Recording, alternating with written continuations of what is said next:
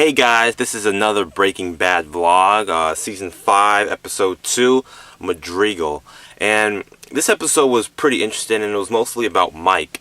And it begun with this German guy. I can't remember his name, but he was just tasting, I think it was just chicken nuggets with different kinds of sauces. And then it was like in a mall I guess, I'm not sure where it was, but they were taking down the Los Pollos Hermanos sign, and he went to the bathroom, and I suppose people were looking for him because he was part of that food chain, and he kills himself, and this is the episode's teaser.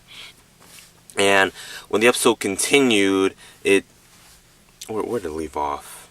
I believe it was Walt, Jesse. It was Walt and Jesse, and they were looking for the ricin, and they find it in that, and Jesse's like moving little thing, and then Jesse like apologizes for almost killing Walt. And I like Jesse because he cares about people, he shows his emotions. And then Walt tells him that we should continue selling the methamphetamine, because he's right now he's like addicted to this thing, because it's been 5 seasons now, or it's been 4 seasons now, and he still wants to cook. I mean, like, he's got a car wash. He's not broke, but he still has a car wash, so he can probably just work from that. But he's just real into this thing, and they try to get Mike's help to be their third party to sell this meth, and Mike obviously refuses. And then Mike, I think it goes to the DEA, and the DEA interrogate. No, they don't interrogate him, but actually they do. They interrogate the Asian guy, Mr. Chow, and Mr. Chow and Mike talk over the phone, and Mr. Chow is telling him, "I need to talk to you because they have to, everybody else that was on Gus's list of 11 people. They're trying to get the DEA's taking away their money. If they won't confess, they're just going to take away their money." And before all this, actually, there's a new character. Her name was Lydia, and she's just, it was just her first appearance was just funny. She's like, I will like water with purified water with something, just all this ridiculous stuff at a diner. And I think she's like an informant. Mike meets up with her, and Mike's just, you don't have to do all this crazy stuff, And then there's this funny scene where the waiter comes back, and she fake laughs, like, "Oh, Dwayne, that was so funny." And the waiter, because she knows Mike, she's like, "Mike, would you like your pancakes or your water or something?" And it's just this character, she doesn't know what she's really doing. But she tells Mike that the DEA are taking anybody that worked with Gus. They're taking them, and she wants Gus to take care of these 11 people, and she wants Mike to take care of these 11 people. And Mike's saying, "You want me to kill everybody on this list? Like, I can't do that. It's not that easy." And I'm not really sure if she worked with Gus. Obviously I don't really know who she is.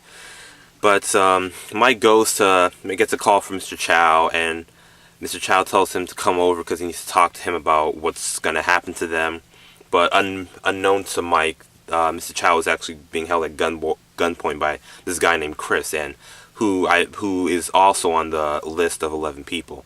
So Mike goes to Mr. Chow's house, and I just like Mike because I don't know how, he just knows something's up. He's always cautious, or he's always smart. He knows something's, he always thinks outside the box, like there could be more to this. And somehow he gets in the house, and he talks to Chris briefly because Mr. Chow's dead, and he kills Chris too because he might talk, because he told Mike that he needed the money. And Mike then goes to the DEA, and he gets interrogated by Hank, and I can never remember this other guy's name. Hank's Hispanic friend. What's his name?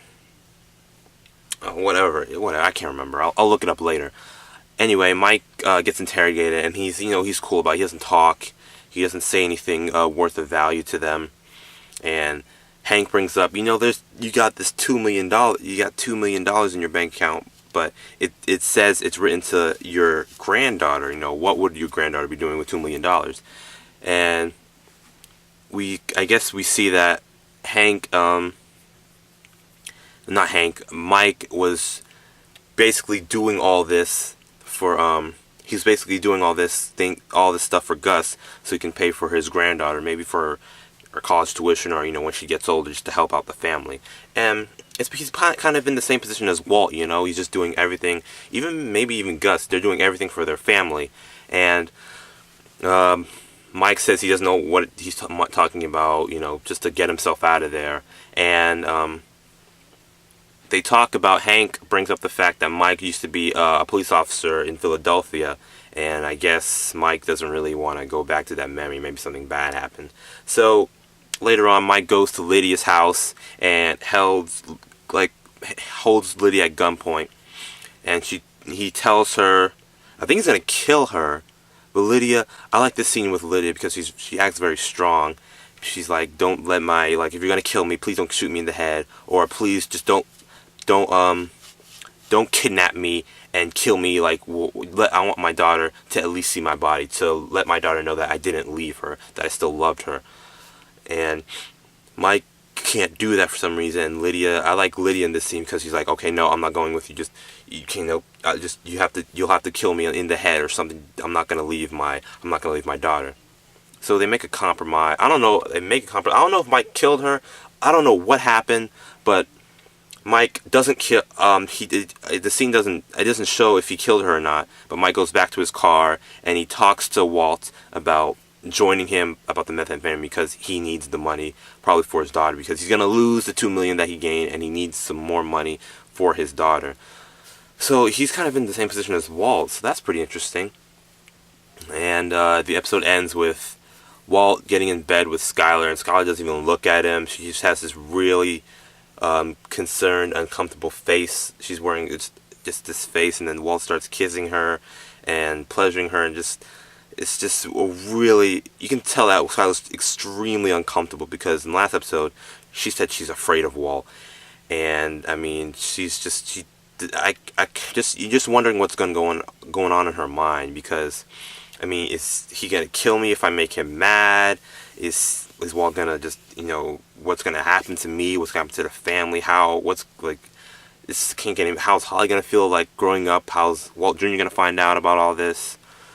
So it's just troubling. So I like this episode. It was but it was pretty confusing because I don't know who the Madrigal guy was.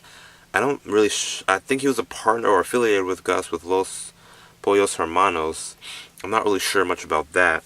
I like Mike in this episode, how all the consequences, because each new season, like some of the characters gained the consequences, and now everybody's getting the consequences of Gus being dead and being found out of having I don't know if he was found out about having a super lab, but like they found out that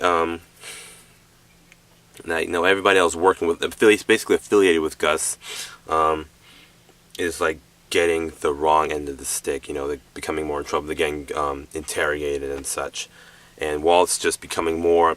He's trying to take on Gus's mantle and trying to become a king himself, or become probably the kingpin, having people working for him. So things are probably only going to get worse from here. And I like to see what happens next. If what's gonna happen between Skylar and Walt. If everybody's gonna find out. If Hank's gonna find out. If Hank still thinks Heisenberg is out there. So I guess I'll meet you guys in the next episode.